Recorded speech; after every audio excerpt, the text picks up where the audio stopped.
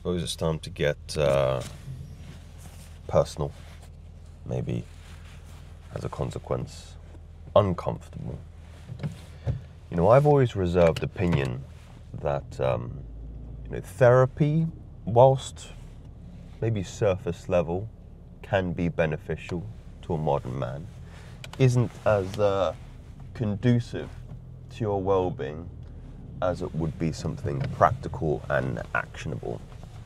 You know, many men, they don't want to speak about their problems necessarily. And if they do, they'll hopefully have a good social circle of men around them in which they can discuss. And if not, you can join mine on Discord.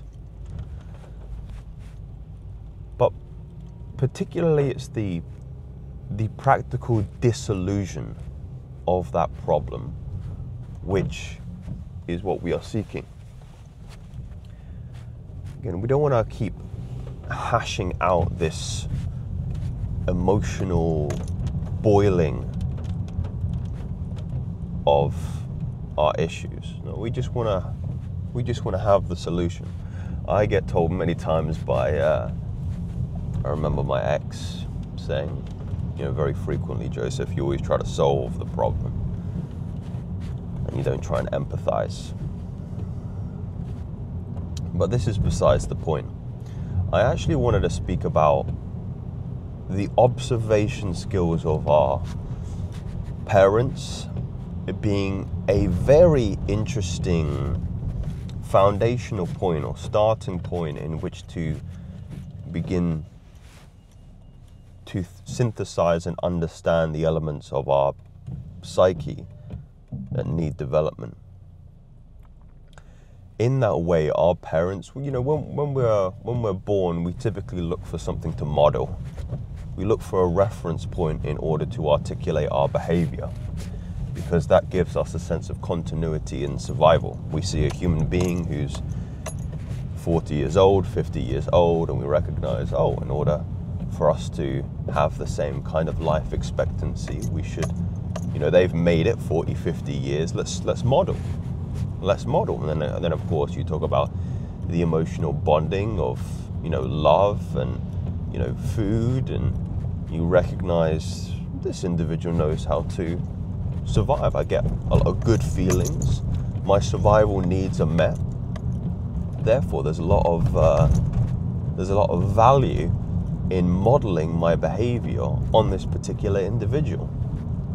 And you do that with your mother, your father, or your guardians, irrespective of your blood. But not just the good, the bad as well. You are completely oblivious to the traits which, they would perhaps have you not adorn onto yourself.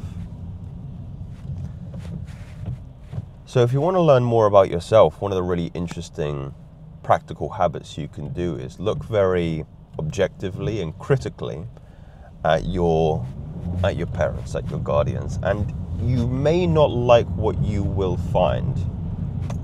I certainly did not.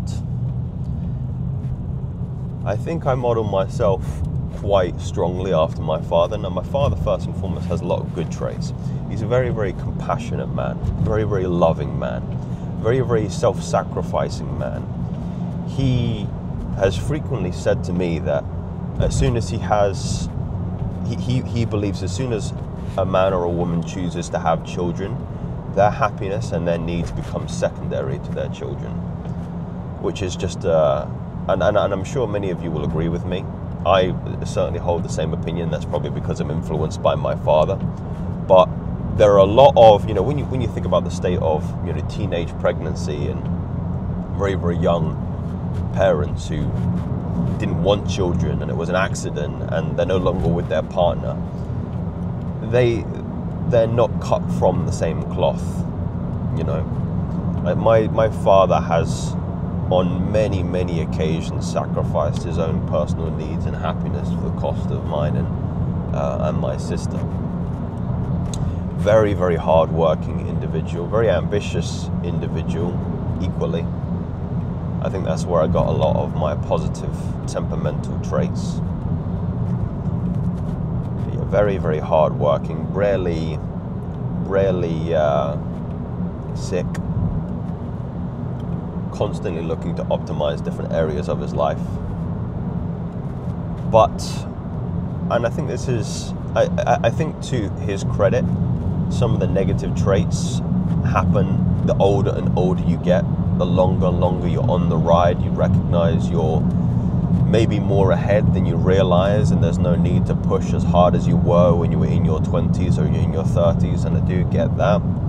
But one of the things that I find myself, well, when I think about myself getting irritated when I'm in the presence of my father, it's lethargy and apathy. And my father can very easily, and he's retired now, so he's kind of, like I say, to his credit, and to add more nuance to the point, he's done his work, he's built his kingdom. Is my father can very, very happily sit on the couch and watch films all day, or sports all day. And there's something very irritating, unattractive, and almost, I want to say the word guilty, when you observe that kind of behavior. Because where I am in my life, I can't tolerate using a whole day to sit in front of the couch and watch, movies and sports. And then when you find yourself being tempted to slip into that apathy and lethargy, it hurts so much more, because you recognize that thing that you despise or hate within yourself has been broadcast to you by your father and somebody who should be showing you a better way. Yeah. So that in many ways can be seen as your karma that you need to work out.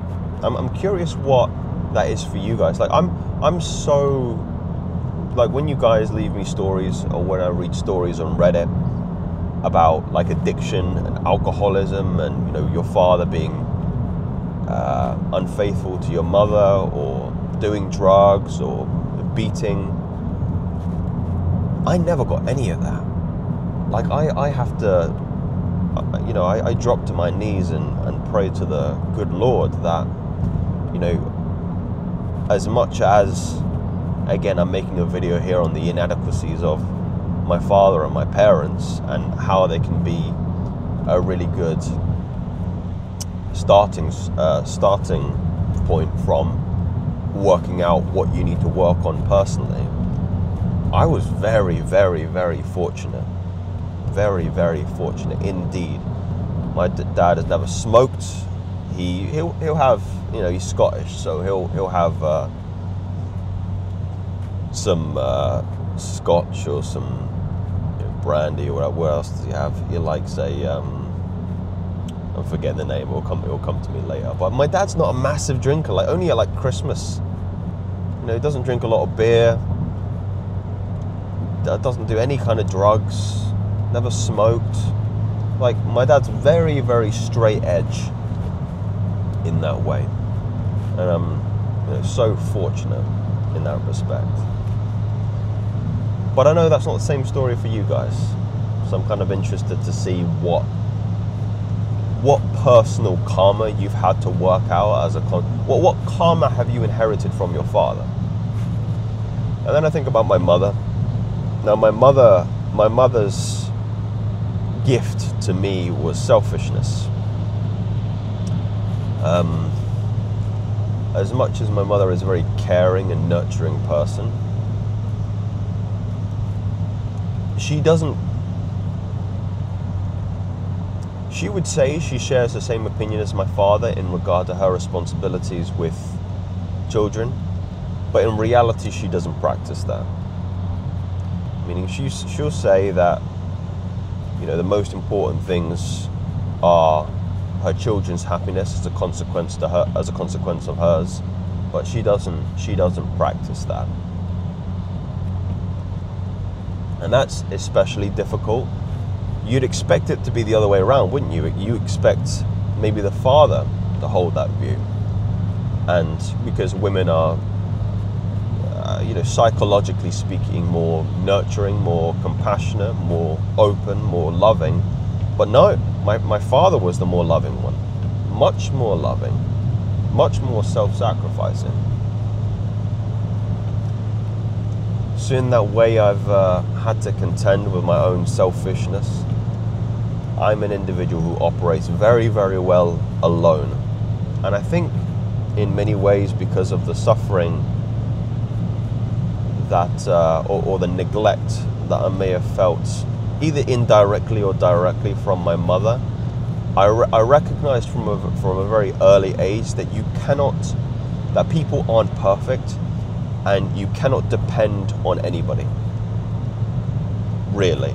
And I know that might sound very axiomatically, a very final point, and that there's not a lot of truth in that. But there is no perfect human being. There is no perfect human being. Like, you grow up and you look at your mother and father through wide rose-tinted glasses and you go, my parents are perfect. My parents are the best. They're invincible. They're Superman and Superwoman. And then as you get older, you realize, oh no, they're just people. They're just idiots like me and everybody else who don't know what the hell they're doing. That's the truth. And again, no negative emotion or pejoratives directed their way, because I have the same issues. I have a proclivity for my dad's apathy and lethargy. I have a proclivity for my mum's selfish nature and neglect for her family. And in that way, when you observe that, when you vocalize that, you recognize it's the next lessons and tests you need to take as part of your spiritual growth. So when a lot of people do ask, Joseph, what should I be working on? What are my goals at the moment? What direction should I move in? I think a very, very valuable start is looking objectively at your parents and looking objectively in yourself and going, what good traits have I inherited? But what bad traits have I inherited? And some extra homework would be your relationship with your siblings equally. I'm interested to know. These aren't theories, these are facts. Speak soon, gentlemen.